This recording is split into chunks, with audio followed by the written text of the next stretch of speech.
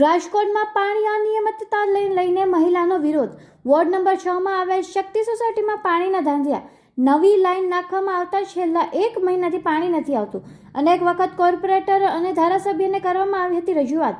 Corporator અને ધારાસભ્ય માત્ર આશ્વાસન જ આપે છે, પાણી નિયમિત આપવામાં નહીં આવે તો કરવામાં આવશે આંદોલન। લગભગ મહિના દિવસ થયા મારા વિસ્તારમાં ડીઆઈ પાઇપલાઇનના નવા કનેક્શનમાંથી પાણી આપવાનું ચાલુ કર્યું। એમાં ચંપકનગર 3 થી લઈને ગોવિંદબાગ મેઇન રોડ સુધીના બેલ્ટમાં બ્રાહ્મણીયાપરા ચંપકનગર સિંગાળા પ્લોટમાં પાણીના ધીમા પ્રેશરને લઈને મેજર ફરિયાદો છે। શક્તિ સોસાયટીમાં ખાસ કરીને 13-14 નંબર અને સિલ્વર નેસના અમુક ભાગોમાં ધીમા પાણીના ફોર્સની કમ્પ્લેનો બહેનો દ્વારા આવે છે। અધિકારીઓને અમે અનેકવાર રજૂઆતો કરી, પણ એ એવું કહે છે કે અઠવાડિયાનો સમય આપો, અમે એમનો પ્રોબ્લેમ સોલ્વ કરી દઈશું। ગઈકાલે કોર્પોરેશનના અમારા વોટર વર્ક્સના અધિકારીઓ આજી ડેમના ટાંકે પાણીનું પ્રેશરને ચેક કરવા ગયા હતા। ગઈકાલે સાંજે હું અને મારા સાથી કોર્પોરેટરો સિટી એન્જિનિયર સાહેબને મળવા ગયા હતા, પણ અનિવાર્ય સંજોગોને કારણે સાહેબ અમને મળી શક્યા નહોતા।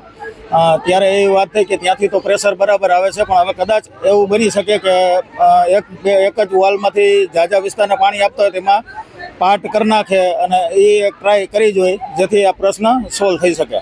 અંદાજિત 8-10 દિવસનું કીધું છે, બને એટલું શક્ય હશે એટલું વહેલું આ પ્રોબ્લેમ સોલ્વ થઈ જાય એવો પ્રયત્ન કરશું, એવો અધિકારીઓ બાંહેધરી આપી। અત્યારે અમે ભાવેશભાઈ કોર્પોરેટરની ઘરે આવેલા છીએ પાણીની રજૂઆત કરવા માટે કે અમારા ઘરે પાણી આવતું નથી।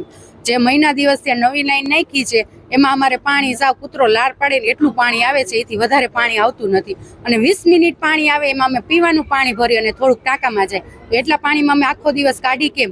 તો અમે ભાવેશભાઈની આવી એટલે ભાવેશભાઈ અમને જવાબ દે છે કે 3 થી 4 દિવસમાં તમારી પાસે પાણી આવી જશે, તમારા લાઈનનો પ્રોબ્લેમ સોલ્વ। તો આ 1 મહિનોથી અમે એવી રીતે ધક્કા ખાઈ છીએ।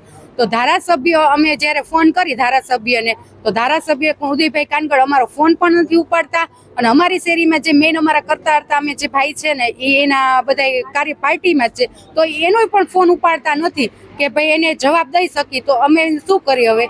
જો અમે પાણીનું ટેન્કર મગાવીને તો એમાં 500-550 રૂપિયા લે જેવા ટેન્કર। અત્યારે ટેન્કરવાળાને ખબર છે કે આ લોકોને ડિમાન્ડ છે, એટલે એ લોકો અત્યારે 500 લે 600 લે, કાંઈ નક્કી નથી હોતું। અને રિક્ષા મગાવી તો એ કોઈ અમારી પાસેથી 150 લે છે, કોઈ 200 લે છે, કોઈ 250 લે છે, એટલે આપણે એને તો દેવાના જ છે પૈસા। અમારે શું બધાને આવી રીતે પૈસા જ ખવડાવવાના?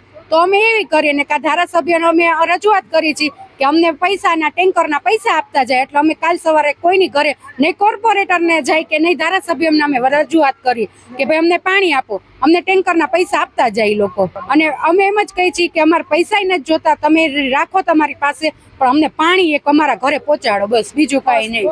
ફોર્સ આવવો જોઈએ પાણીનો।